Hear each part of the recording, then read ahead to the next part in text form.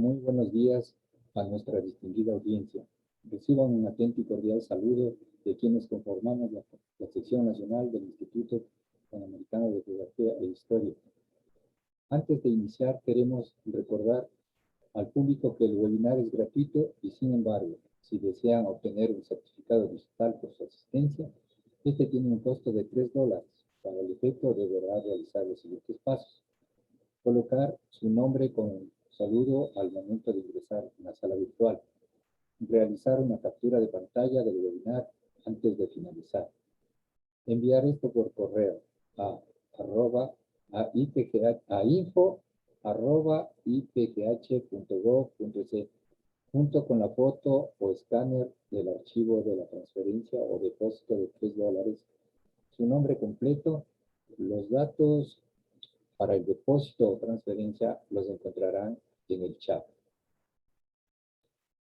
Continuando el día de hoy, tenemos el agrado de presentar el webinar Aplicaciones de polarimetría de radar, apertura sintética en monitoreo forestal usando Google Earth Engine y plataforma CEPAL. Para ello nos acompaña el ingeniero Eric Alexander Muñoz. Eric Alexander Muñoz es experto en teledetección satelital para América Latina y el Caribe, para el clúster Red más de la FAO. Es físico con maestría en ingeniería eléctrica, maestría en aplicaciones espaciales de alerta y respuesta temprana a emergencias.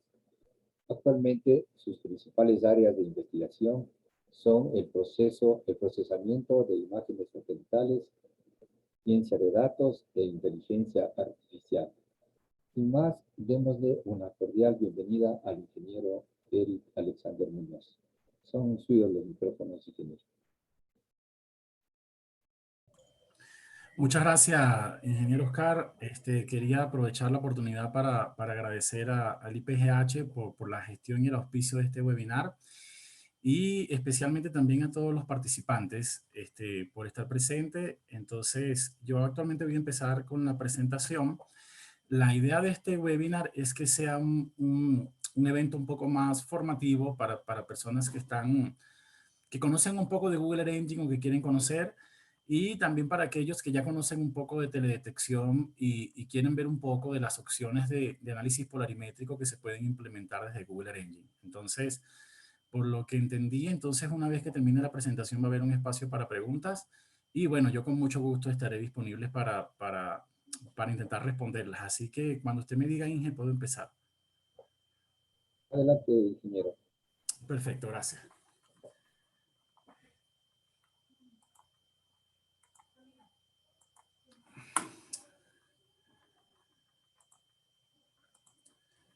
Ok, entonces el título de esta presentación es Aplicaciones de polarimetría de radar de apertura sintética, que también es conocido como POLSAR, en el monitoreo forestal usando Google Earth Engine y la plataforma CEPAL. Ya les voy a hablar un poco sobre Google Earth Engine, y la plataforma CEPAL es una plataforma que estamos desarrollando desde la FAO desde el año aproximadamente 2014.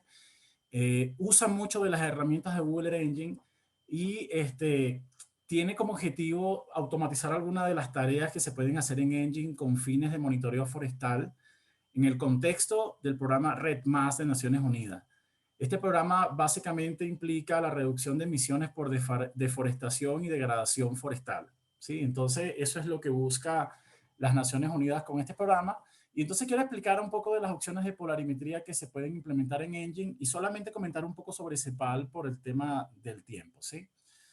Ok. Por favor, permítame mover un poco esto. Ok. Entonces,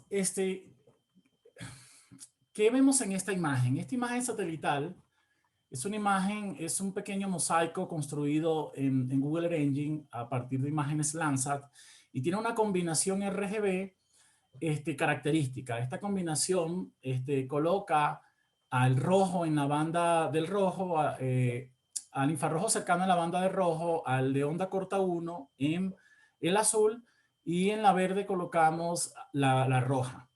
Esta característica espectral se utiliza mucho para monitoreo forestal porque normalmente los tonos marrones que se ven en estas áreas están vinculados con vegetación densa.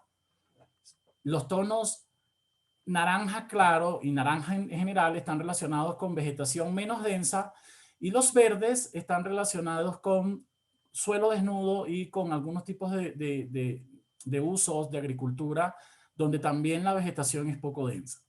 Entonces permite conocer muchas cosas asociadas a la vegetación, esta combinación, y por eso es uno de las que más se usa. Entonces, aquí surge una pregunta.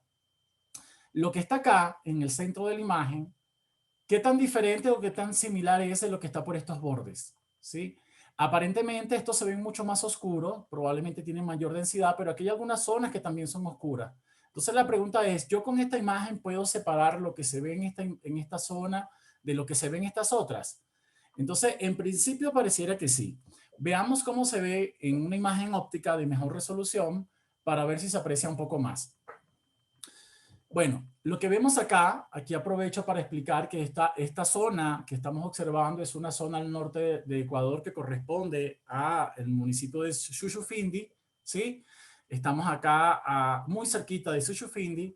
Y bueno, las zonas marrones oscuras que veíamos en la imagen corresponden a cobertura de bosque, mientras que lo que está acá en el centro corresponde a plantaciones de palma africana. Entonces, claro, habían algunos tonos claros en la composición anterior, pero normalmente correspondían a estos sectores que están alrededor de las plantaciones que todavía no tienen una madurez como tal o no tienen una cobertura de vegetación verde importante.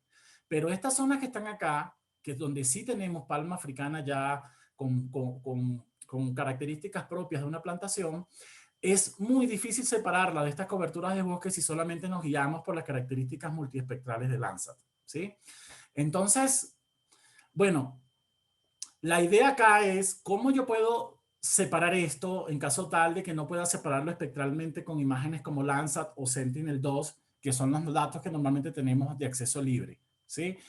Acá se ven más detalles, vale la pena destacar porque también estamos utilizando una imagen de 3.6 metros, es una imagen Planet de 3.6 metros, que me permite ver algunas características espaciales bastante agradables que con Landsat no es posible ver. Entonces, solo para los que sean como yo, que no soy experto como tal forestal ni en la cobertura y uso, normalmente así lucen en el terreno algunas especies de palma africana y normalmente desde el espacio se ven así. ¿Sí?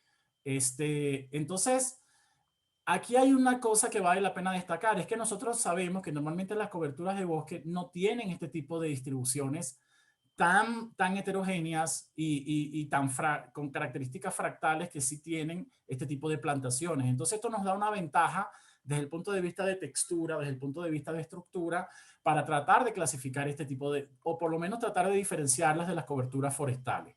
Entonces, la pregunta que viene a resolver o que nos planteamos para esta presentación es cómo yo puedo separar estas plantaciones de la cobertura forestal, tratando de sacar provecho de estas características estructurales y de textura que tienen este tipo de plantaciones.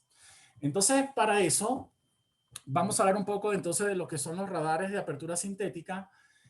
A diferencia de las imágenes ópticas, la primera diferencia es que esto se considera un sensor activo porque recordemos que las imágenes ópticas, el sensor satelital funciona como una cámara fotográfica, donde simplemente el obturador se activa y al activarse, lo que hace es almacenar la información de toda la reflexión que llega al obturador o al sensor en un instante de tiempo específico. Entonces, al final lo que hace es recoger la luz del sol que es reflejada por el blanco. ¿Sí? El sol emite luz, choca con el blanco y esa es la que llega al sensor. Entonces, claro, ya ahí podemos saber que hay varios problemas. El primero es que si hay nubes no vamos a poder ver, que si es de noche no podemos capturar y todas las demás cosas, ¿no? Entonces, el sensor activo, como el radar, tiene una gran ventaja, porque este tipo de sensor emite una onda y lo que hace es, cuando quiere hacer la captura, es escuchar el eco de la onda reflejada por el blanco. Entonces, lo primero que vemos es, número uno, que no depende del sol, porque él mismo emite una onda, espera que choque y recibe el eco. Primera ventaja. Y la segunda es que normalmente están configuradas para que funcionen a unas longitudes de onda que normalmente tienen poca alteración o pocos efectos negativos debido a la presencia de muchos sistemas nubosos, ¿sí? Entonces, eso es lo más importante de que sea un sensor activo. Comercialmente, los sensores que más abundan a nivel satelital son los de banda X, que tienen una longitud de onda de 3 centímetros. Un ejemplo de esto puede ser como Skyme o Terrasar. Banda C, que está aproximadamente por el orden de 7 centímetros la longitud de onda. Estos sensores, actualmente el más famoso que tenemos es Sentinel-1, ya que es de acceso gratuito y tiene una muy buena temporalidad desde el año 2014. Y banda L, que tiene una longitud de onda de 21 centímetros. Y normalmente la mejor referencia que tenemos para esto es a los Pulsar, que su primera misión generó datos hasta el 2011 y en la segunda misión, que se llama los Pulsar 2, tiene un carácter comercial generado por la JAXA, que es la Agencia Espacial Japonesa, pero ellos distribuyen un mosaico anual que actualmente está disponible desde Google Earth Engine, ¿sí? Entonces, estos sensores, hay una cosa que es bien importante destacar, es que normalmente la capacidad de interacción que tienen estos sensores está relacionada con el tamaño de longitud de onda por banda. Es decir, si nosotros irradiamos un árbol con estas 3 tipos de longitudes de onda, normalmente el de banda X va a interactuar más con las hojas, que es el tamaño propio del tipo de hojas de árboles, la banda X y la banda C. La banda C puede que interactúe con algunas ramas, ¿sí? Porque puede que si hay hojas pequeñas o dependiendo de la orientación de las hojas, la onda pueda penetrar y tener algo de información de las ramas, mientras que la banda L normalmente interactúa más con las ramas y con el tronco del árbol. Entonces, dependiendo del tamaño, normalmente cuando es más grande la longitud de onda, tiene mayor penetración en la cobertura. Hay otro sensor de banda P, pero no es tan fácil acceder a este tipo de datos, entonces por eso solamente menciono estos 3 que son los más comunes. Y la otra diferencia es que como este sensor actúa a partir de ondas electromagnéticas, entonces tiene dos tipos de señales que se pueden aprovechar. La primera es la amplitud, que está relacionada con el tamaño, el volumen de energía que yo recibo como eco comparado con lo que envié, ¿sí? Entonces es energía, la amplitud. Y la otra es la fase, que la fase me da una información de los ciclos que invirtió la onda viajando entre el blanco y su vuelta al sensor. Entonces son 2 informaciones bien interesantes. La fase generalmente se utiliza mucho para análisis de coherencia y también para una de las técnicas más famosas del radar de apertura sintética, que seguramente muchos la conocen, que es la interferometría, ¿sí? Entonces la fase puede ser utilizada también para polarimetría, pero en este momento voy a presentar un análisis polarimétrico que únicamente utiliza amplitud. Y la otra cosa importante a mencionar es que los sensores pueden ser de una sola polarización, de 2, de 3 o de 4. La 1 es cuando únicamente emite una única polarización, por ejemplo, HH, HB, BB o BH, solo una. Dual es cuando usan 2. 3 es cuando tiene 2, que son las 2 copolares, HHBB, y una de las mixtas. Y las 4, por supuesto, cuando están todas, ¿sí? El quad polarization es cuando están todas, así se llama normalmente en inglés, y el full polarimetric o polarización completa es cuando tenemos 3. Actualmente no hay ninguna misión espacial de índole gratuito que proporcione las 4 polarizaciones, sí, ninguno. Entonces lo que sí tenemos son a los Parsa, que proporciona HH y HB, y también tenemos Sentinel, que nos puede proporcionar BB y BH. ¿Ok? Entonces la idea es tratar de utilizar estos 2 sensores para ver si podemos tener las 4 polarizaciones. Ya para cerrar esta parte, estos son modos de adquisición. No voy a hablar mucho sobre esto, es más o menos cómo se pueden generar las imágenes en la superficie dependiendo del fin de estudio. Esto no voy a comentar mucho, pero lo que sí voy a explicar un poco de la polarización, por si hay alguien que no entienda este tema de la polarización de radar, ¿sí? El tema es que, supongamos que esto es un sensor que está en el espacio. Él tiene la capacidad de transmitir horizontal, ¿sí? Este es un campo electromagnético horizontal que choca con la Tierra y después cuando regresa es un campo que tiene varias polarizaciones. Pero el sensor se adecua de tal forma para que él filtre la polarización que nos interese. Se puede ubicar para que la filtre en H o para que la filtre en B. H significa que salió horizontal respecto al plano de emisión del sensor y vertical significa que sale vertical respecto a ese mismo plano. Entonces, normalmente se puede transmitir en H y recibir en H, o se puede transmitir en H y recibir en B. Ese es el caso de ALOS Pulsar. También se puede transmitir en B y recibir en H, o transmitir en B y recibir en B, que ese es el caso de Sentinel-1. Lo más interesante de esto es que con esto se forma una configuración electromagnética que les voy a mostrar en este momento de manera bastante rápida, ¿no? Esta ecuación es fundamental en la polarimetría, al menos en este tipo de enfoques de amplitud. ¿Por qué? Porque establece la siguiente relación. El campo electromagnético que se recibe en H, en el sensor, y el que se recibe en B, de alguna manera está relacionado con el que se envió, que es este que está acá. Esta ahí es por incidente. Entonces, hay una relación entre lo que yo recibo y lo que envío.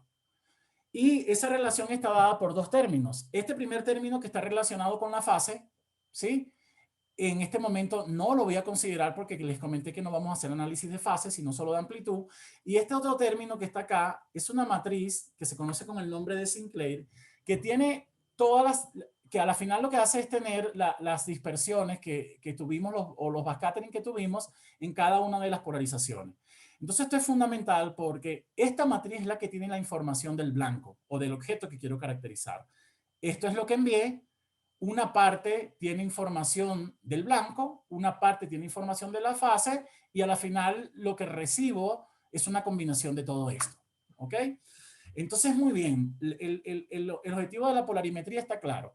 Si yo puedo resolver esta ecuación que se llama, esta matriz, perdón, que se llama matriz de Sinclair, entonces puedo conocer características del blanco. De ahí parte este análisis polarimétrico. Para yo resolver esta matriz, se tienen que aplicar técnicas de descomposición. Sí, hay que esa matriz tomarla y descomponerla en vectores o matrices bases, que cada matriz base va a darme una información específica sobre la interacción de la onda electromagnética con el blanco. Una de esas técnicas es la decomposición de Pauli. Sí, la descomposición de Pauli es una de las más famosas. Establece que esta matriz yo la puedo descomponer en estas tres matrices bases, donde estos coeficientes están relacionados con los mecanismos de dispersión que puede tener la onda con el blanco. Alfa está relacionada con dispersiones lineales, es decir, la onda llega, tiene un choque directo con el blanco y se regresa al sensor. Beta tiene que ver con mecanismos de dispersiones de doble rebote o pares, que lo que hace es que choca con el blanco, choca con otro objeto y se devuelve. O choca con un objeto, choca con el blanco y se devuelve.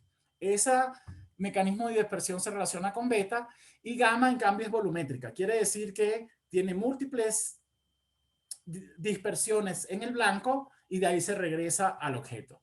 Entonces, alfa, beta y gamma es lo que se conoce como mecanismo de dispersión y lo vamos a utilizar ahorita para poder resolver el problema que planteé al inicio, ¿sí? Bueno, por si alguien no entendió, esta es la descripción gráfica de lo que acabo de decir, ¿sí? Miren que cada mecanismo de dispersión se puede asociar con diferentes estructuras y geometrías de objetos. Por ejemplo, lo que vemos acá es la matriz beta chocando con una plantación de pino, ¿sí? Fíjense que como esta distribución espacial favorece a un mecanismo de dispersión de doble rebote, como el que estamos viendo en esta onda, que choca en el suelo, choca en el tronco y se devuelve, que también tiene lugar, por ejemplo, en algunas infraestructuras. Fíjense, choca con el suelo, choca contra esta infraestructura y se devuelve. Normalmente esto está relacionado con beta. Entonces, donde yo vea que hay cierto componente de beta, yo puedo inferir algunos tipos de blanco, algunos tipos de objetos. En cambio, alfa está relacionado con choques directos. Choca con suelo desnudo y una vez se devuelve. ¿Sí? Porque digamos que esta estructura, esta textura, facilita este mecanismo de dispersión. En cambio, cuando vamos a coberturas forestales, normalmente lo que tenemos es que gamma, en este caso el mecanismo de dispersión volumétrico, bueno, ya debido a la textura de esta cobertura, entonces tiene múltiples rebotes dentro de la cobertura hasta que sale, ¿sí? Entonces, más o menos esa es la diferencia cuando comparamos con imágenes espectrales. Con imágenes espectrales, nosotros lo que tratamos es de ver cuál es la firma espectral de cada uno de los blancos y tratar de identificarla en la imagen. Sí, eso es lo que normalmente se hace cuando se hace análisis espectral. Cuando se hace este tipo de análisis de polarimetría por descomposición de mecanismos de dispersión, entonces lo que yo hago es relacionar los mecanismos de dispersión con los objetos. Es muy similar, solo que cambia un poco el enfoque de conceptual. Muy bien.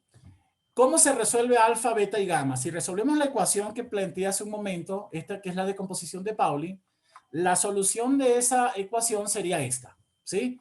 Alfa la podemos conseguir con el backscattering en HH y BB, dividido entre la raíz de 2, entonces solamente necesitamos las componentes copolares.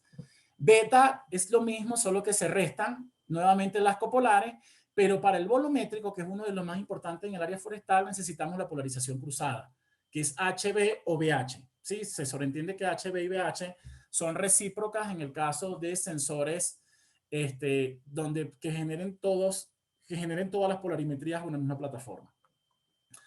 Bueno, entonces aquí surge una idea. Esto que está aquí es un resultado de una zona de análisis donde hay varias coberturas y usos. Esto es en óptico de alta resolución en la provincia de Flevoland. Y este que está aquí es SAR, usando la descomposición de Pauli. Fíjense que a pesar de que estamos viendo una información muy diferente, pues sí se ve mucha congruencia, mucha correlación con los patrones que tenemos en óptica. E incluso se ve información que no se ve en óptico, como pueden verlo. Por ejemplo, todos estos campos acá en óptico, los que tienen tonos similares se ven bastante parecidos, mientras que los que están acá responden generalmente a otros colores. Y aquí entran varios factores como humedad, textura, estructura. Se puede sacar mucha más información que puede ser complementaria con los datos ópticos. Entonces nosotros queremos aprovechar eso. Pero ¿cómo lo hacemos? El problema es que no tenemos datos full polarimétricos. Entonces en este contexto lo que nos planteamos, y digo que nos planteamos porque yo trabajo con un equipo más o menos grande dentro de CEPAL, que es la plataforma para la que trabajo en FAO, es la posibilidad de crear una polarimetría sintética. ¿Sí? Cuando digo sintética es porque no es una polarimetría real desde el punto de vista conceptual, porque lo que estamos pensando es, unimos datos de Sentinel-1, unimos datos de ALOS Pulsar, que trabajan a frecuencia diferente. En principio esto no debería ser así. La polarimetría está pensada para polarizaciones con la misma frecuencia. Entonces, veamos qué pasa. Esa es la propuesta. Para que esto funcione, lo primero que tenemos que hacer es hacer una pequeña modificación en la matriz de dispersión o la matriz de Pauli. Perdón, la matriz de Sinclair. Y es que yo, como les había comentado al principio, estaba pensado en que las polarizaciones sean la misma, ¿sí? HHBB, y acá teníamos las cruzadas, pero estábamos seguros que las cruzadas eran recíprocas. En el caso de utilizar Sentinel-1 y ALOS Pulsar, no necesariamente esta es recíproca, así que hay que hacer una pequeña modificación, que esta modificación consiste en poder incorporar de manera efectiva en la solución de Sinclair la polarización cruzada, a pesar de que pueda ser diferente, ¿sí? Cuando esto lo logramos, notamos que había una pequeña ventaja respecto a la polarización normal, y está relacionada con un concepto del uso de datos radar polarimétrico que se llama tomografía SAR, que básicamente lo que consiste es muestrear o ver un objeto desde diferentes frecuencias como X, Y y L, ya que cada una me proporciona información diferente y unir las tres para sacar más información sobre el objeto. Sí, más o menos por ahí es la onda de la tomografía. Entonces nosotros vemos que cuando utilizamos banda C y banda L, como en este caso que está acá, normalmente la banda C nos genera mucha información sobre la estructura de canopia de los árboles, y la banda L nos proporciona bastante información sobre las estructuras verticales y las ramas del árbol. Sí, sobre todo troncos y ramas. Entonces, en ese contexto, yo quiero mostrarles cómo se ve el área de estudio ahora cuando utilizamos Pauli, ¿sí? Fíjense que esta es la misma área que les mostré al inicio, pero fíjense que ahora sí se nota la diferencia entre lo que corresponde a la cobertura de las plantaciones y lo que nosotros creemos que es cobertura forestal.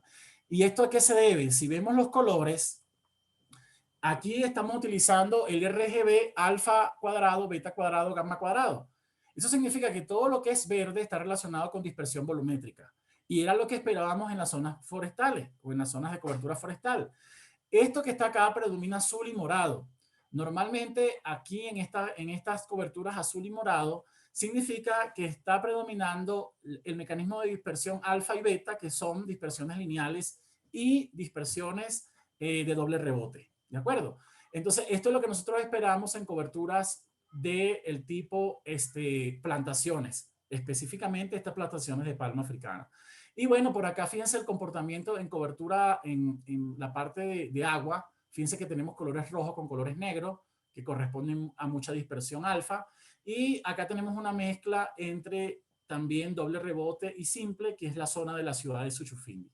Entonces, esta técnica nos permitió, por ejemplo, en esta área de estudio, crear una máscara de plantaciones y después filtrar de la cobertura bosque-no bosque todo lo que era plantaciones, obteniendo un resultado de ajuste bastante bueno. Entonces quería mostrarles cómo sería esto en NDVI. Fíjense que esta es la zona de estudio, bueno, en este caso es NDFI, pero tengo ahorita para mostrarles un caso con NDVI. Fíjense que la mayoría de los índices obtenidos a partir de análisis espectral simplemente no son capaces de diferenciar ambas coberturas, ¿sí? O sea, para estos índices es lo mismo, porque es que las coberturas se parecen mucho en los canales multiespectrales. Entonces, cuando se utiliza Pauli, fíjense que la diferencia es enorme, ¿sí? Aquí este es el filtrado final, utilizando, por ejemplo, en este caso NDFI, que es el índice de fracciones, el índice diferenciado de fracciones, y aquí se utilizó también Pauli. Entonces, se obtuvo un resultado de 0,92. Antes de terminar, entonces quiero hacerles lo que les había ofrecido en un principio, no es mostrarles cómo sería esto desde el punto de vista de Google Earth Engine. Para los que no conocen Google Earth Engine, es una plataforma de Google que me permite acceder a datos de imágenes satelitales y procesarlas, tratarlas, clasificarlas, hacer casi la mayoría de todas las cosas que se pueden hacer actualmente con imágenes satelitales a partir de códigos desarrollados en JavaScript principalmente. Además de esto, ellos tienen acceso a repositorios de las imágenes, por lo cual yo puedo acceder a las imágenes de manera automática, simplemente con pocas líneas de código. Y también tienen una API desarrollada en Python que me permite a mí utilizar funciones de Google Earth Engine fuera de la plataforma. Entonces, por ejemplo, esta API nosotros la utilizamos desde la plataforma Cepal para poder aprovechar las ventajas que tiene Google Earth Engine, pero ustedes mismos también pueden instalar esta API en su computadora y utilizar toda la fuerza de Engine dentro de su computadora, por ejemplo, para descargar imágenes, para crear mosaicos, para clasificar, todo esto se puede hacer si ustedes lo quisieran. Y lo pueden hacer simplemente instalando la API de Google Earth Engine. Entonces, esta es la interfaz gráfica. En esta parte de scripts, aquí están todos los scripts que el usuario tiene, ¿sí? Todos los que ha generado. Aquí hay documentación, por ejemplo, si yo quiero buscar un método para implementarlo en mi código, como por ejemplo, algo que haga cosas con imágenes. Si yo escribo imágenes, entonces image, él me muestra todos los códigos que estén relacionados con la palabra que yo estoy buscando. ¿De acuerdo? Entonces aquí podemos buscar, por ejemplo, cargar imagen. Por ejemplo, me dice retorna la imagen dada y su ID. Y me dice cuáles son los argumentos. Me da una idea de cómo se usa. Assets. Aquí en esta parte de assets yo puedo cargar raster, puedo cargar shapes y después cargarlos a mis proyectos, ¿ok? Esto está vinculado normalmente con mi cuenta de Google Drive. Yo tengo un límite de uso de esto, no recuerdo ahorita cuánto el límite para usarlo, no sé si era 5 gigas, la verdad, disculpen. Pero cuando tú tienes tu cuenta de Google Drive, de manera automática tu espacio de Google Drive se abarca a esto. Entonces, si yo tengo, por ejemplo, 2 teras en Google Drive, también puedo usar acá 2 teras sin problema de información. Entonces, esa es una buena ventaja. La otra cosa es que Google Earth Engine trabaja con supercomputadoras. Eso quiere decir que tenemos acceso a recursos de cómputo que no tenemos en nuestras máquinas, ¿no? Entonces, si yo voy a hacer una clasificación de bosque-no bosque para Ecuador, por ejemplo, y si lo hago en Google Earth Engine, voy a tener mucha más capacidad, tanto de cómputo como de almacenamiento, que el que probablemente pueda tener en mi máquina. Sobre todo de cómputo, porque el almacenamiento, como les comenté, está más restringido. Esta es la área de códigos. Y aquí me dan algunas información sobre los códigos que están corriendo. Y esta parte que están viendo acá es la parte de visualización. ¿De acuerdo? Entonces, les quiero mostrar rápidamente cómo funciona esto. Voy a refrescar un momentito esto para que esto se quite. Vamos bien de tiempo, creo todavía. Sí, sí tenemos tiempo. Entonces, de manera rápida quiero mostrar cómo se hacen algunas cositas en Engine. Las personas que ya conozcan Engine, a lo mejor esto no les va a parecer tan interesante, pero la idea es que el que nunca haya hecho algo en Engine tenga una idea de cómo se hacen algunas cositas aquí, ¿sí? Entonces, para hacer esto, yo lo que quiero es mostrar un poco del ejemplo que les acabo de platicar en la presentación, ¿sí? Entonces, lo primero que vamos a hacer cuando nosotros queremos crear códigos en Google Earth Engine es crear una pequeña área de estudio, ¿sí? Entonces, ya yo tengo los códigos preparados, los voy a ir pegando acá y los voy a ir explicando rápidamente para no perder tanto tiempo. Lo primero es definir un área de interés, ¿sí? Bueno, déjenme crear más bien un pequeño, voy a crear un repositorio para después compartírselo a los participantes. Voy a crear un pequeño repositorio, aunque yo creo que tengo uno por acá, déjenme ver si lo había creado, para crear un script, ¿sí? Acá tengo, aquí tengo un repositorio, un script, que es en este script que está acá, yo después espero compartírselos, por si alguien quisiera tener acceso al script. Acá lo que voy a hacer primeramente es definir el área de estudio. Entonces, ¿cómo se define el área de estudio? El área de estudio se define a partir de este comando que se llama Feature Collection, que es de Air Engine. Esta E significa que estoy utilizando la API de Air Engine. Y llamamos un comando que se llama Feature Collection. Y esto que está acá es la ruta de un dato, de un shape que yo tengo en mi asset. ¿Sí? Entonces, lo que hago para esto es utilizar mi asset a partir de este comando. Si le doy correr, entonces él me va a ubicar el área de estudio que fíjense que es la que les estaba mostrando, ¿de acuerdo? Ahí está Social Finding. Y quiero que vean más o menos cómo se ve esta área con el satélite en el base map de Google Engine. ¿Sí? Voy a quitar, acá puedo apagar la capa para ver un poco la cobertura y fíjense qué es lo que les estaba diciendo, ¿sí? Vamos a acercarnos un poco para que vean. Esta estructura se parece a la que les mostré en la foto inicial, es la plantación de palma africana. Claro, hay zonas donde, por ejemplo, acá, fíjense que está más chica, ¿sí? Parece que son más pequeños, hay unas donde hay menor densidad. Entonces, bueno, todas estas variaciones probablemente es lo que era difícil rescatar desde la parte óptica. Aquí se ve muy bien, porque estas son imágenes de muy alta resolución, las que estamos viendo en el basemap, pero cuando lo vemos en el Landsat, que ahorita lo vamos a ver rápidamente, por lo menos para que vean, se van a dar cuenta que esto ya no es tan visible, ¿no? Todas estas características. Entonces, la otra cosa que hago es que con este comando lo agrego al visualizador. El comando map at layer me permite agregar las cosas que yo tengo en el script en este visualizador. Y este es un objeto para que cuando yo corra me aparezca centrada la variable que yo definí como región, que es el área de estudio. Entonces, muy bien, ya que esto está definido, vamos a hacer rápidamente algo. Y es que yo quiero que creemos una función para poder generar algunas cosas. La primera es estas dos funciones que voy a colocar acá. Voy a colocar dos funciones que me van a ayudar a hacer dos cosas. La primera es enmascarar nubes en imágenes Landsat y la segunda es una función para crear un mosaico Landsat. En este momento voy a crear un mosaico desde 2013 hasta 2018 porque lo quiero libre de nube, ¿sí? Pero bueno, se puede colocar acá la fecha que uno quiera, ¿sí? Lo voy a dejar así únicamente porque quiero una imagen lo más libre de nube posible. Y ahora que tengo estas dos funciones, lo que puedo hacer únicamente para que visualicen un poco lo que tenemos es hacer un mosaico Landsat y visualizarlo, ¿sí? Una vez que yo declaro las funciones acá abajo, las puedo usar acá arriba.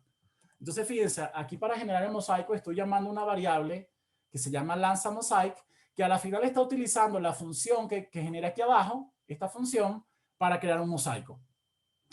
Y además quiero que se agregue en el mapa, pero para agregar en el mapa voy a crear una nueva función para que me pueda de una vez rescatar todas las bandas polarimétricas, o sea, el arreglo de bandas de Landsat, ¿sí? Entonces lo voy a agregar acá abajo.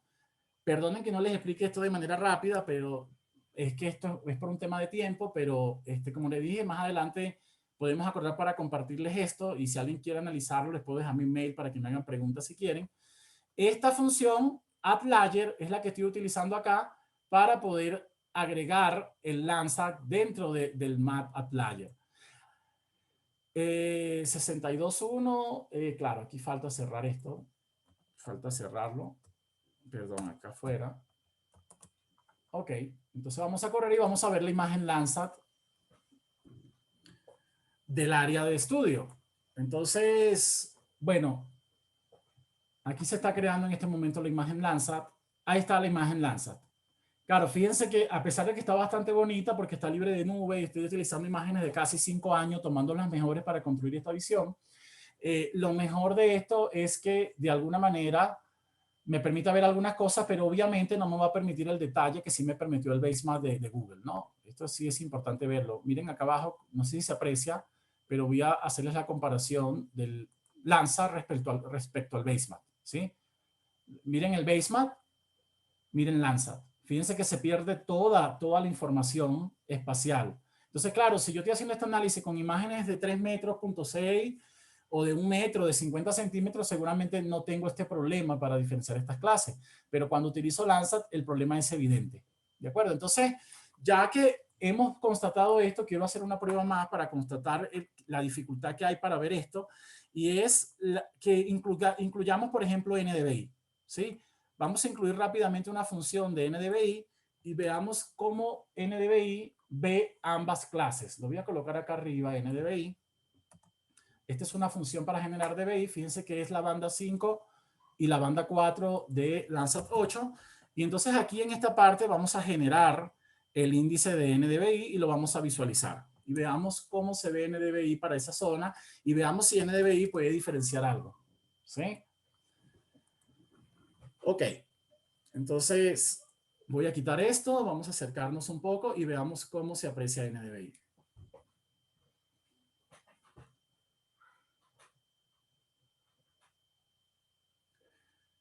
Bueno, fíjense, ese es NDVI y como podemos ver, definitivamente NDVI no tiene capacidad para identificar entre las dos coberturas. Todas son muy verdes, exageradamente verdes, y entonces no hay forma de que se diferencien. ¿De acuerdo? Y esta prueba la hice con varios índices como EBI1, EBI2, NDWI, NDFI. La mayoría de los índices más importantes los he probado y es lo mismo. ¿Ok?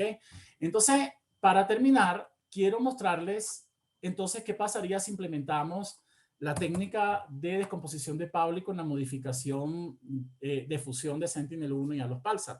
Entonces, acá sí voy a pegar un código muy largo que representa todo lo que tendríamos que hacer para hacer esta parte. Sí, es un poco largo el código y yo por eso precisamente no lo voy a explicar en este momento todo. Solamente les voy a mostrar algunos rasgos que sí son importantes que lo entiendan. Déjenme que estoy copiando, seleccionando el código y copiándolo. Ok. Control C, Control V, las mejores teclas, combinación de teclas, y le digo salvar y le digo correr. Y vamos a ver entonces ahora el producto de Pauli, ¿sí?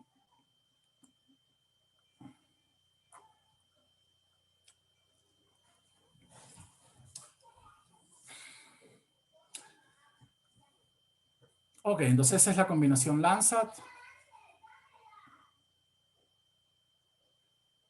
NDVI. Y aquí hay varias cosas que se van a mostrar, pero yo no quiero que se muestren ahorita. Yo quiero que se muestre Pauli. Ok, esto es lo que quiero que se muestre. Ahí está. Esa es la descomposición de Pauli que les había mostrado hace un momento. Fíjense que a diferencia de los índices ópticos, sí logramos la separación, ¿sí? Aquí sí hemos logrado la separación, cosa que con el óptico no parecía tan fácil, al menos no desde el punto de vista automático. Yo he intentado hacer esto también utilizando algunos métodos de clasificación como Random Forest, como CART, como Support Vector Machine, pero los resultados no cambian mucho, pero porque no es el método. El tema es que las imágenes multiespectrales no tienen suficiente detalle espectral como para separar las coberturas. Ese es el problema. Entonces, fíjense que acá estamos viendo la interfaz y podemos ver algunas características de cómo se separa la cobertura, ¿no? Entonces, miren, aquí apago. Estoy esperando que... Ah, claro, es que no he activado el basemap. Ahora sí. Y bueno, podemos ver las diferencias. Fíjense que las diferencias sí son bien capturadas con este algoritmo, mucho mejor que de lo que pudimos lograr con imágenes con las imágenes Landsat. Fíjense cómo se ve el suelo desnudo en esta región de acá. Fíjense que hasta eso lo podemos diferenciar bastante bien porque cambian los mecanismos de dispersión por completo, ¿sí? Puede que haya algunos detalles en los bordes por temas de resolución. Recuerden que el basemap, no recuerdo a qué resolución está este basemap, pero sin duda es muy alta comparada con este producto que está en promedio en 20 metros de resolución espacial, ¿sí? Entonces, bueno, esto era lo que quería mostrarles solamente para que vean un poco cómo se implementó Pauli. Fíjense que al final lo que se hace cuando estamos implementando es incluir RPauli, que se mete alfa, ¿sí? Que es simplemente SAR escalado menos SAR BB escalado. Aquí tenemos HH y BB y dividido por la raíz de 1,41. Entonces, RPauli, que al final es alfa, Recuerden entonces que era la primera ecuación que teníamos que resolver. G Pauli, que viene a ser entonces este es beta, que es el volumétrico. Fíjense que utiliza exclusivamente HB, mientras que el blue, que tendría que ser beta, que es el mecanismo de dispersión doble, utiliza HH y BB. ¿De acuerdo? Entonces, estas son las ecuaciones que resuelven el modelo de descomposición de Pauli y aquí ya están implementadas y eso a la final es que es lo que se utiliza en rojo, verde y azul para conformar el RGB. Entonces, bueno, esto sería toda la presentación. Solamente para cerrar, me gustaría comentarle que la idea de esto es poder implementar este tipo de metodología en este tipo de mapas. Es excelente porque a pesar de que no tenemos polarizaciones completas en sensores gratuitos, de alguna forma, ¿no? Este tipo de alcance metodológico permiten aprovechar lo que hay disponible para resolver problemas reales y que afrontamos siempre la gente que está en el campo de monitoreo forestal. Este es tan solo un ejemplo, tan solo un mecanismo de dispersión o de descomposición. Hay otros más, pero bueno, por temas de tiempo no hay forma de tratarlos todos.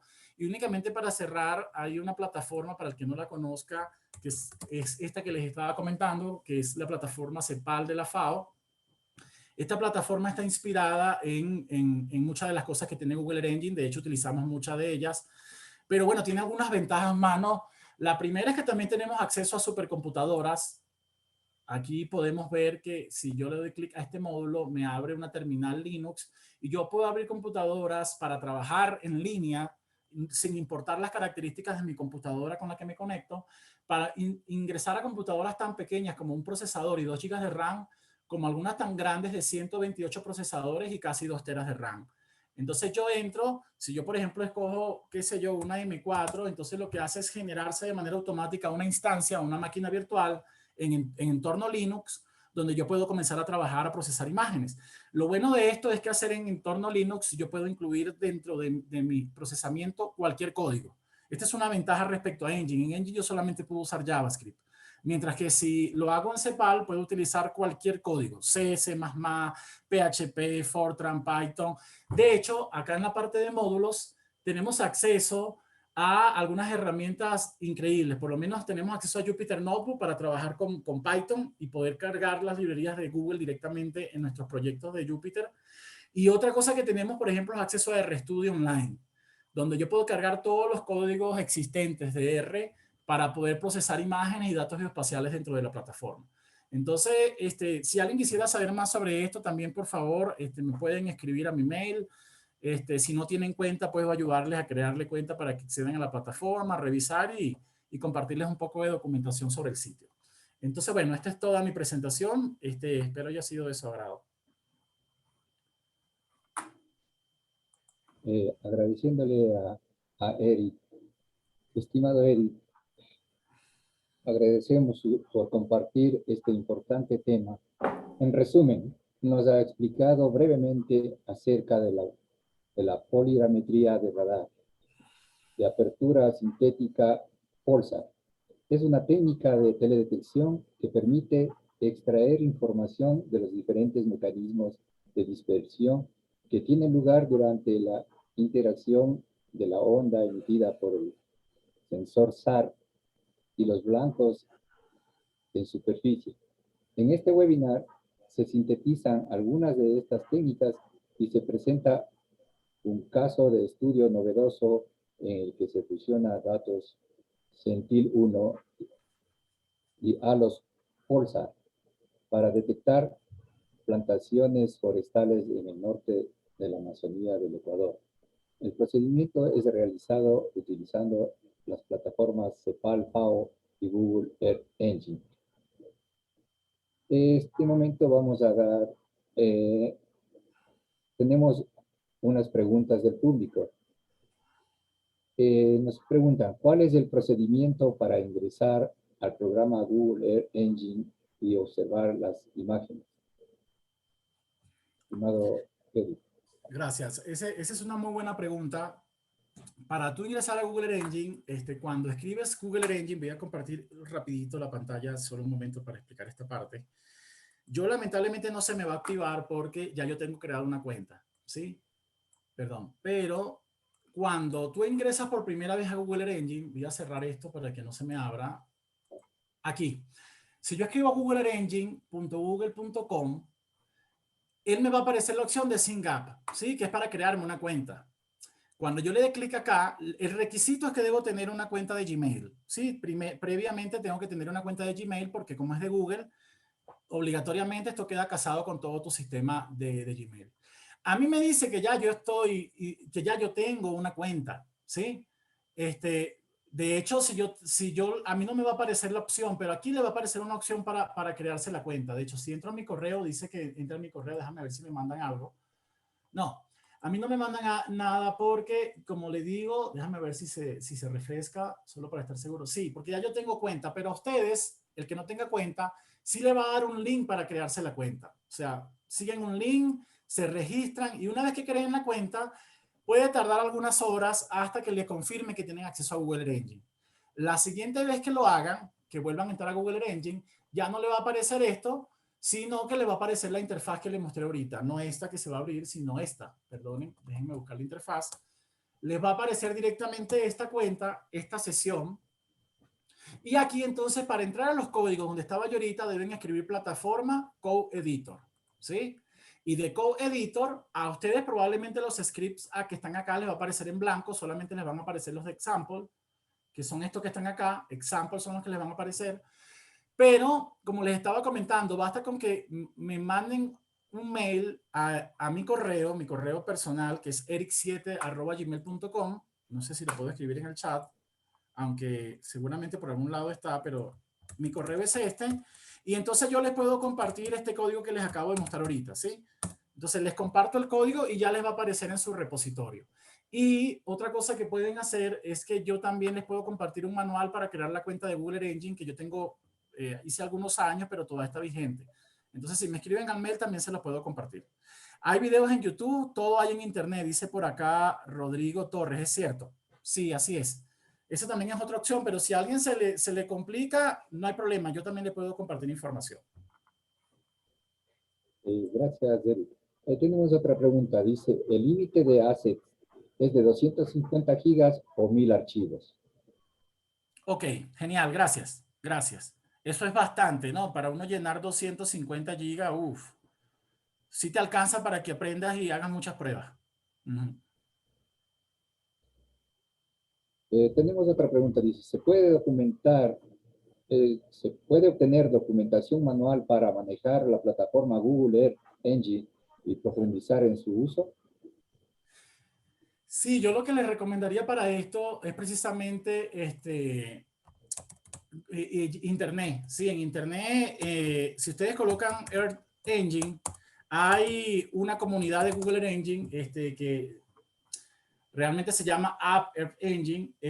Déjame que Google Developers de Google Earth Engine, esa es una, pero hay otras que está toda la información. Por ejemplo, si ustedes quieren aprender algo de Google, cómo cargar una imagen Aster y cómo clasificarla, hacer clasificación supervisada, van a conseguir incluso ejemplos de códigos. ¿De acuerdo? Entonces, lo bueno de esta plataforma es que en Internet hay muchísima documentación y muchísimos ejemplos para empezar. Entonces, yo les recomendaría más que un manual específico, que usen el mismo buscador de Google y utilicen palabras claves para lo que quieran hacer. Y seguramente van a conseguir ejemplos hechos por la propia comunidad de Google. Muy amable, Eric. Aquí Ujú. hay otra pregunta. Dice, ¿la descomposición de Pauli fue posible aplicar en zonas de piedemonte de las vertientes oriental y occidental? Sí, en Piedemonte yo creería que no hay mayor dificultad. No hay mayor dificultad porque tanto las imágenes de Sentinel-1 como las de Alos Pulsar ya han pasado por procesos de ortorrectificación, corrección geométrica y corrección topográfica. Entonces, en Piedemonte deberían andar bastante bien. Donde sí puede haber problema, a pesar de las correcciones que ya tienen, sobre todo es en zona de topografía más alta, ya como en todo lo que es la sierra, toda esa zona, probablemente ahí puede haber dificultades.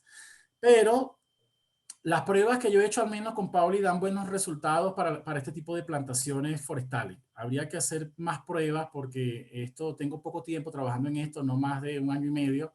Entonces, claro, hay muchas cosas que no he probado, pero Pero como le digo, si alguien quiere probar en algunas cosas, yo puedo compartir los scripts y basta con que cambien el área de estudio y no coloquen la que yo tenga, sino a lo que le interese a ustedes y vean qué tal anda, ¿no?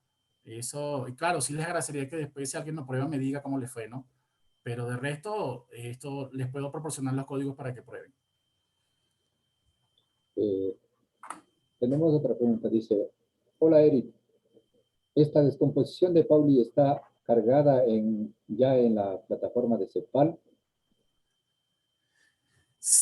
No, cargada dentro de la plataforma no, la tenemos en Jupyter Notebook, pero no está abierta para todo el mundo porque todavía está en una fase experimental. Nosotros estimamos que a finales de este año ya tendríamos el módulo completo porque estamos tratando de entrar en estamos ya desde hace un tiempo conversando con gente de la JAXA para ver si adquirimos algunas imágenes para algunas zonas. Entonces lo ideal es que lo hagamos no con las imágenes de los compósitos de Aster, sino con imágenes propias de JAXA. Entonces, esperamos que a finales de año ya este módulo puede estar completo y funcionando con imágenes propias de JAXA. Entonces, por ahora lo que tenemos es un Jupyter. Si alguien es usuario de Cepal y quisiera probar esto en Cepal, también le puedo compartir el Jupyter para que lo corran dentro de Cepal. Ok, gracias. Diego Pacheco pregunta, ¿es posible acceder a las polaridades HH y HB de Sentinel-1 de Google Earth Engine en la ayuda del dataset? Indica que sí está disponible, pero al tratar de acceder solo se tiene acceso. Sí, sí, sí, ese es un buen punto. Sentinel-1 tiene la capacidad de proporcionar HH y HB, pero no para todas las regiones y no en todas las temporalidades. Ese es el problema. Entonces, por ejemplo, si tú tratas de obtener HH para Ecuador con Sentinel-1, no hay forma. Hay algunas zonas donde se puede, hay unas donde no. Normalmente para Europa se puede, pero no para todo el mundo. Entonces, esa es una limitación y por eso preferimos obtener la HH y HB de los Pulsar. Okay. Giovanni Garay pregunta, ¿cuáles son las diferencias entre las imágenes de radar y las LIDAR? Bueno, la principal diferencia es que el LIDAR prácticamente opera todavía en óptico. Sí, prácticamente opera en óptico. Y entonces el hecho de que opere en óptico significa que tienen las mismas propiedades que las imágenes multiespectrales. La única diferencia es que también es activo. Esa es la diferencia. Entonces, ¿qué pasa? Que como LIDAR es activo, pero opera en óptico, tiene otras ventajas. Yo puedo definir la frecuencia, puedo definir, por ejemplo, densidades de puntos, de nubes de puntos, y esa es la principal diferencia cuando lo comparo con óptico, con Lanza, por ejemplo, que yo puedo definir una densidad de nubes de puntos en LIDAR que me da una resolución espacial increíble. Y dependiendo de las frecuencias a las que opere el equipo LIDAR, también puedo tener algunas riquezas espectrales. En cambio, en radar, a pesar de que funcionan muy similares porque son activos, operan en microondas. Entonces, claro, los fenómenos físicos que tienen lugar en microondas son muy diferentes a los que están en óptico. En óptico predomina la reflexión, mientras que los procesos que tienen que ver con microondas normalmente están asociados a mecanismos de dispersión. Entonces, esa es la diferencia principal. Muy bien, si no hay más preguntas. Excelente.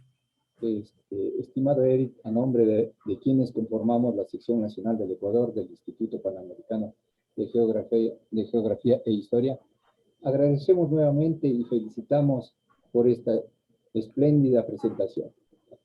Finalmente, queremos agradecer a todo nuestro público que nos acompaña de diferentes partes del país y de Europa incluso, y les invitamos a que nos sigan a través de nuestros canales digitales en nuestro plan anual de conferencias y talleres virtuales 2021, publicado en nuestra página web www.ipgh.gov.es.